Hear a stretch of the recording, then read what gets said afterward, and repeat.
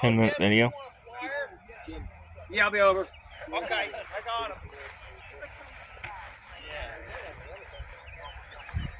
This is the cool thing. Look at that.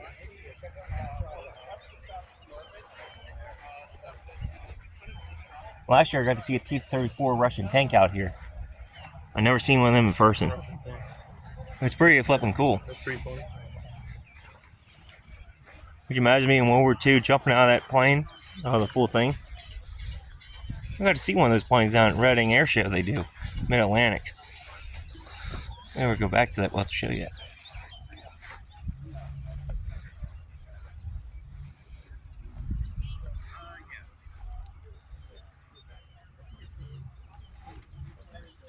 So let's go over here. Let's go out of the modern century.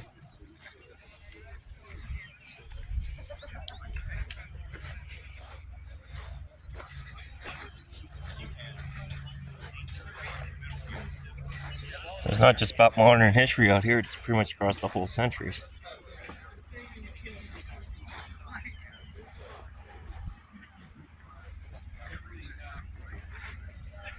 We'll go out down to those guys at the fort and then walk around.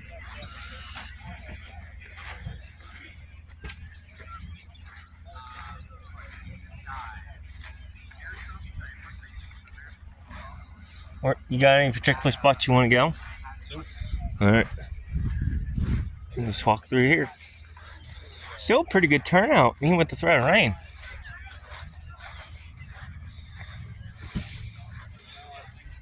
Pretty cool event so far, ain't it, Cole? Sure.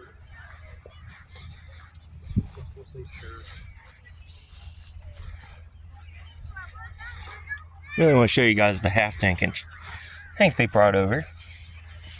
I also want to show you this stuff.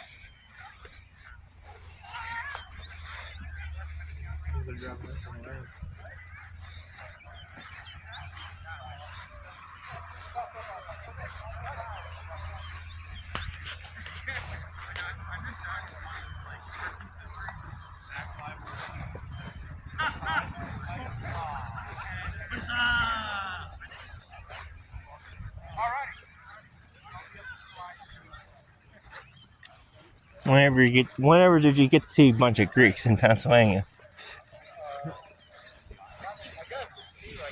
I said Greek, not geek. There's the cool half tank.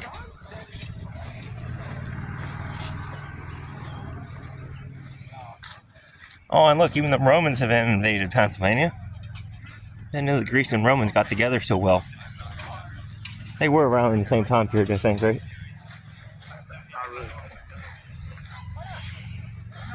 These guys, the Romans, were pretty cool. They did a lot of stuff we still use to this very day. Now there's a serious crossbow.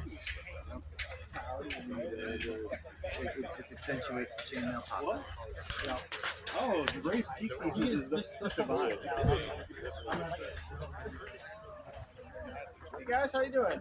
Good. Just enjoying the event. Nice. Anything you'd like to learn about? Any questions? I'm pretty good, actually. Okay.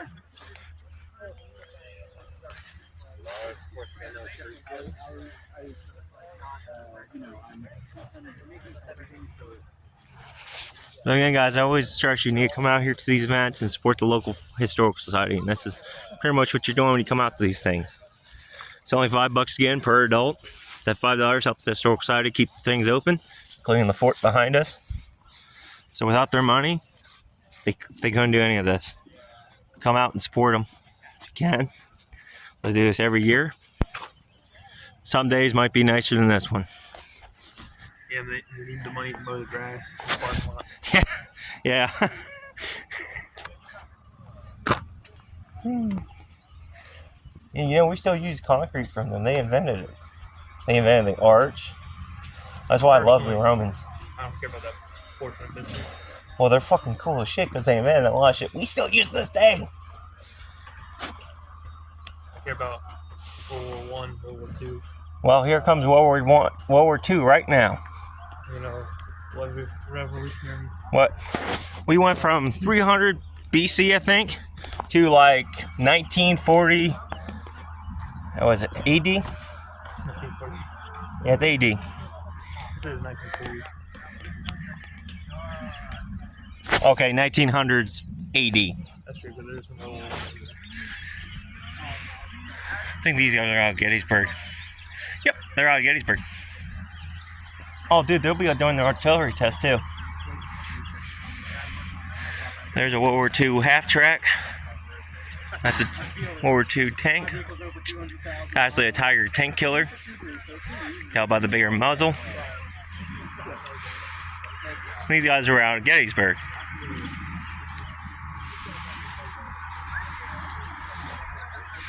Quickly show you their pants fast. Hello? Hi. Having a good day? We are you? Good. I'm hoping the rain holds. Oh, so away. Yeah, those guys are out in Gettysburg, so if you're ever in Gettysburg during the battlefields or something, go check them out. There's even another one there, I think. It's a pretty cool place.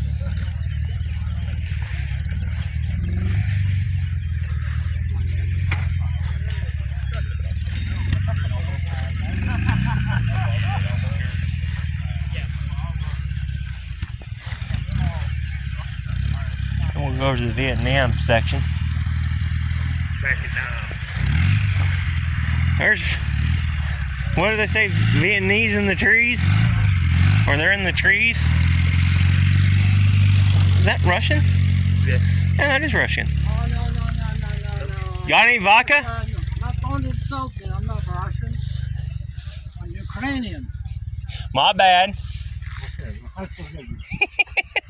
I forgive you. Seen the armor, the hammer and sickle on out you're Russian. Well, we are part of Soviet Union, you know what Yeah. I mean? But Yeah. we have to speak Russian. I go like, where was de Gaulle?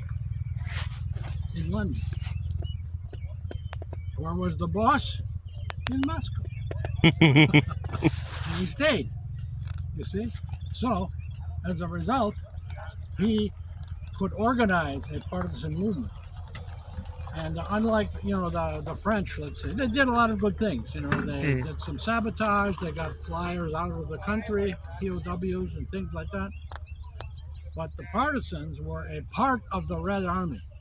They actually supported the Red Army. Everything they did was based on orders that came from Moscow, you see?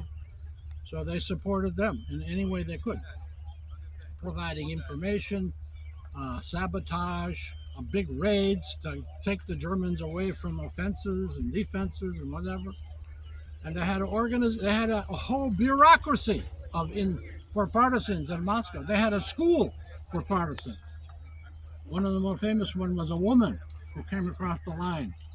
And on her third mission, she was captured, tortured, and executed by the Germans. She became, she got the most famous medal, the Honor of Lenin, which is like Americans' Medal of Honor. So the partisans, as I say, very well organized, large groups. As I say, they were still functioning, very much, not like the Red Army, by the way, you see. When the Red Army, you see in the Red Army, we call it the Red Army, by the way, not Soviet Army, that came later, but it's the Soviet Union, you see. And Ukraine is one of the republics, right? And Kopak, it's Kopak. Kopak was the leader of our Ukrainian partisans. The pro-Soviet ones. Now there was a pro-German one too, and we fought each other. Because as I said, Ukraine has a long history. Yep. I went over to the World War I Germans. Ukraine's never liked the Russians or even the communists because they always hate them. Story I heard was, and it didn't work out for them because what they did to help the Nazis. Yeah. Whenever the Nazis invaded, they're like, "Oh, hey, here's our liberators." Yeah. Oh, hey, wait a minute, we still have mass and in murders and fact, shit. That didn't work. That backfired. I just went over to the World War I Germans and thanked them for liberating us in World War I. For as long as it But lasted. then they turn around and start shooting you guys just like everybody But they else. lost. You see, they lost, and then the Soviets came in. And that started their hatred with you guys because of what you did. And Yeah. So, anyway, that's it. So, of all the European resistance groups, the Soviets has always been determined by the historians as being, how should we say it, the most significant, most effective, most well organized compared to all of them, because of course you had the Soviets still providing aid, to them across the border. And so, like myself, I represent, a former Red Army cavalry officer. I'm part of NKVD, you see. So I come across, and I'm what they call special section. So I have two jobs. And one is security. See? So when they get a new recruit, you see, I have to interrogate him to make sure that he's not a spy. And of course, if he makes a mistake, I pull out my Mauser, you see, and I immediately eliminate him, And then the other one is I kind of act as the political officer in the unit. Because in the Red Army, when the war started, you had two commanders. You had the regular officer and you had the political officer. And they had to agree on everything. I don't know if you ever saw the movie, what's the famous movie? Oh no, I've lost it. Big, long Russian movie. There's one about a sniper. With Peter, no, not that one. Peter, geez, I can't even think of the guy's name anymore. Anyway, yeah. Dr. Zhivago. All right. See Dr. Zhivago? Gotta see Dr. Zhivago. We'll have to look that up then. Look that up. Anyway, Dr. Zhivago he's a doctor. And the Red Army partisans, they capture him because they need a doctor. But he wants to go back to his family. So they have everybody gets together, so you have a committee meeting, So shall we let him go back to his family? And the political officer, the officer in charge wants to do that, wants to let him go. He's been a good guy, he's been a doctor, but look, we had him long enough, let's send him out. The political officer says, no. He's nuts, he's staying, that's the end, we're done. See, that kind of authority. Pretty neat. When the war got started, Zhukov, Zhukov, he's the Red Army leader, he's the famous general. He went to Stalin, the boss, and she said, Comrade Stalin, we can't be having this. We can't run this war like this with our two guys. So he said, okay, I demote the political officer. I'll make him a cheerleader, a morale officer.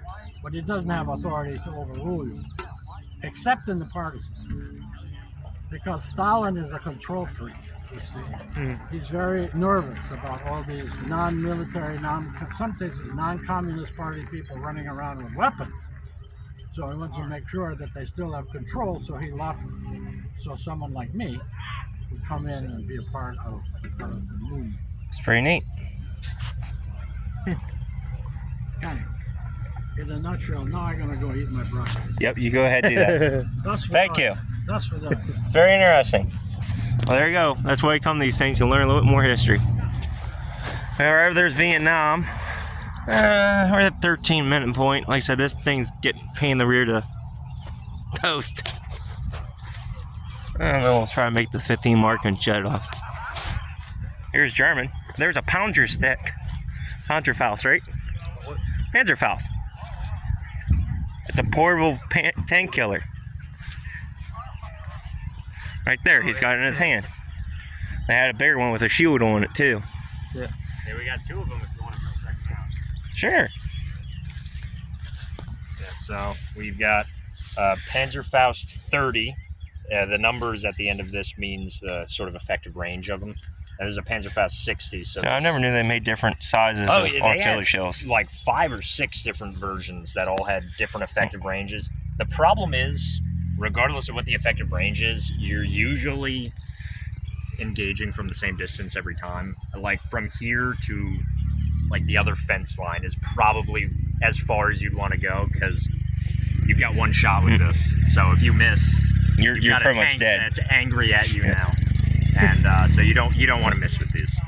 Yeah, I heard they're better than the bazookas or anything the Allies had. These things could go through, what, 2.5 inches? Oh, no, over 7 inches of armor. So any vehicle in World War II, What the thickest parts, both Soviet and Americans, only really reached a little over 4 inches of armor. So this can practically kill any I think AFV in World War II. I think the worst design ever of tank killers back then was like the what was it called? The British had one. It's like a spring operated. Yeah, the Piat. Yeah, piece of crap. It jammed and didn't work. No wonder you were kicking their asses. Well, thank you. Yeah, no problem. We've got some just generic field equipment here, and then we're representing a combat engineer battalion, so we've also got some engineer-specific equipment that mainly is explosives and construction tools. That's the two jobs of an engineer: build stuff up and tear stuff down. So up here you've got a bunch of different explosives, fuses, blasting caps, which actually makes the explosive detonate, and then below it you've got a whole bunch of different tools: wire cutters, saws, shovels, axes. Pretty neat. So in addition to what the infantry would have to carry and all that stuff, engineers also have to carry all this stuff. So hurts the back after a while. But, Yeah, I bet. Well, thank you guys. yeah, of course.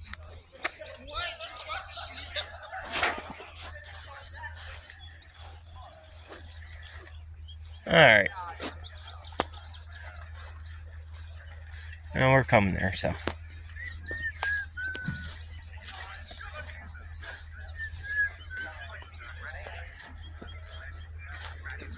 And there's Vietnam.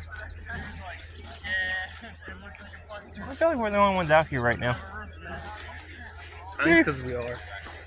Well, that's because this is the only opportunity without rain. That's why. I think it's true. Yep, all the way. Everybody else is probably saying, yeah, just cancel it. We might call him. Yeah, they're making one of those right there. Bunker.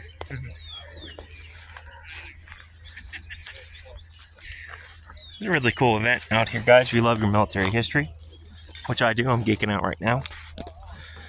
So, I don't want to post this any longer because it's going to become weird to edit and stuff on my phone. So, till next time, stay curious, stay adventurous.